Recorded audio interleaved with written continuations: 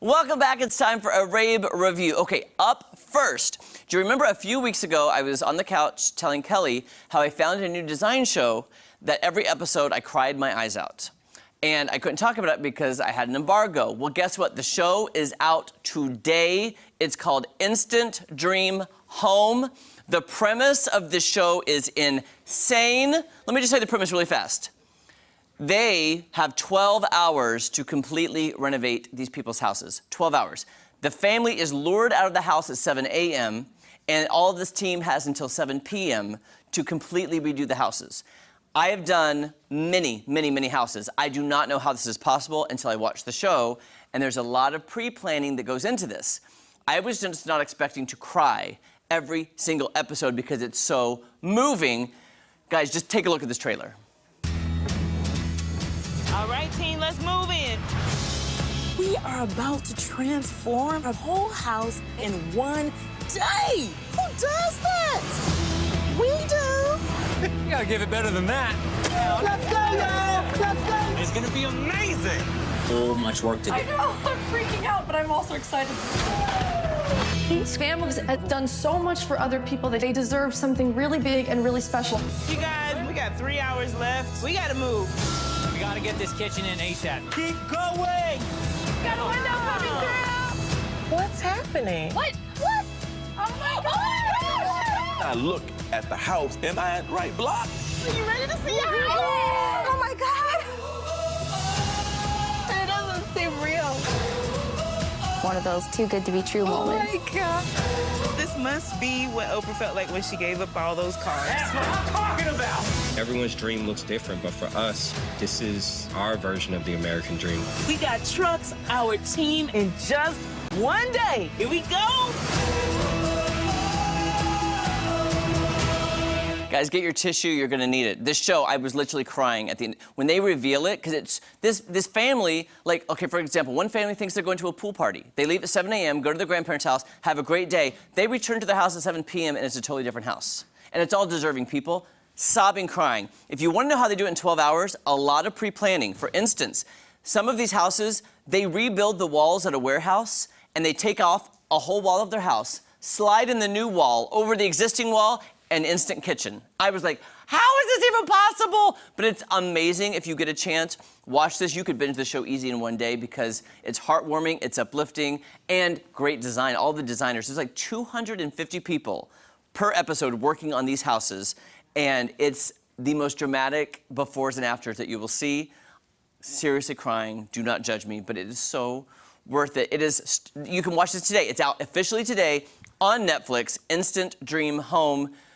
It's gonna touch your heart, it will. Okay, I do wanna move on now because last week we started our discussion of Snowflake Mountain with producer Charlie. Charlie, come on in, sir. Okay. Now, you classify yourself as what? I mean, I guess technically I'm a Gen Z, but I'm a year after the millennials, so I'll call myself a zillennial. Well, you're in that zillennial. Zillennial. But you're in that transition period, so you can identify with both. Yes. But the premise of this show is you're taking these people who are very entitled, who don't have really, let's say, a strong work ethic. Yeah, not at all. Addicted to social media, addicted to their things. Yep. Dropping them on a mountain and saying, fend for yourself. Ish. It's a TV show still. Yeah, so. still. So here are the snowflakes. I want to know your overall thoughts and how it depicts, let's just call it your generation. I mean, granted, I don't know anybody like this. You know, I mean, a lot of these people are from bigger cities, you know, so I feel like that, you know, they have a different maybe demographic's not the right word. Yeah, but they have a different outlook on life because they're in a giant city versus here in Missouri. Yeah, so I mean, I don't, you know, I feel like the generation's almost kind of split. That there's some that are like that, but then there's the other ones that aren't, you know? That makes sense. Because it seems like, you know, the things that are depicted to, let's say, a non-millennial is that, man, they're selfish, they're entitled, they're narcissistic, they're addicted to social media, they're addicted to clothing and whatnot. That's kind of what the show is showcasing, but do you feel there's redemption within the show with the characters? Oh, I do, for sure. I think, I mean, when you get to the end of the show, you get your little recap of where they are. But even, I found that website that we're getting. Oh, yeah, to we look can at, take the website. that even depicts more of how they've changed since the show's been over, even better than what the show actually showed. I was telling Charlie about this even before it came out. I said I got my screener, I was watching it. I said I had to stop after the first episode because I was screaming at my TV. And I was just so frustrated because I came from a different work ethic, a different family. And even though I grew up in Dallas, we still had a different mentality of work for what you get kind of thing. Yeah. And I feel like a lot of these kids just are lazy, no offense. Oh, no, for sure. But we do have some where are they now. Like the one, this guy right here, oh, is it Solomon? Solomon. Solomon, I feel, was the worst in the entire show. Oh, for sure, the worst. The worst, but we'll get to him later. So let's scroll and kind of see where they are now. I think we have I think that's like, where are they now? Okay, Deandra. Oh, gosh, that's a great photo of her. yeah. Looks amazing. I don't know where she is now. I don't see the text, but she's starting a business. Yeah, she started her own business, it said, with her friend. So they're doing, like, I think, hair and makeup. Fantastic. Yeah. And, when Deandra came in, she was, very spoiled, but she had a lot of change that I personally thought. Yes. Okay, now this is Sunny. Sunny is, here's the thing to take away at the end of the final episode. The goal, I guess, is to move out of your parents' house. I think most of them did. I think so. If the goal was to move out of the house, then they did. I want to scroll up to my favorite girl. Is it Faye? Ray. Oh, Liam.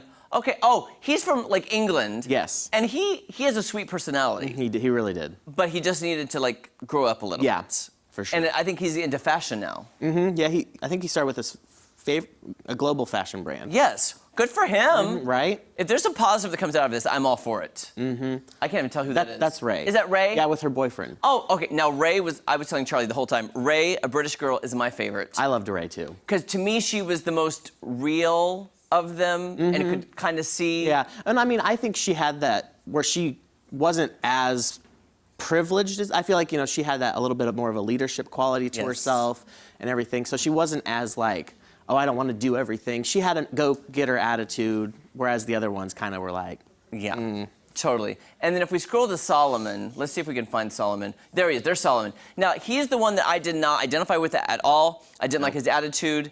But now I guess he's a minister. well, Isn't he ordained? he's ordained, but He's trying to do counseling and stuff. yes, like marriage. Which is ironic to me, just saying. I agree. Here's the thing, guys. I gave it a chance because Charlie recommended it. I did get through all the episodes.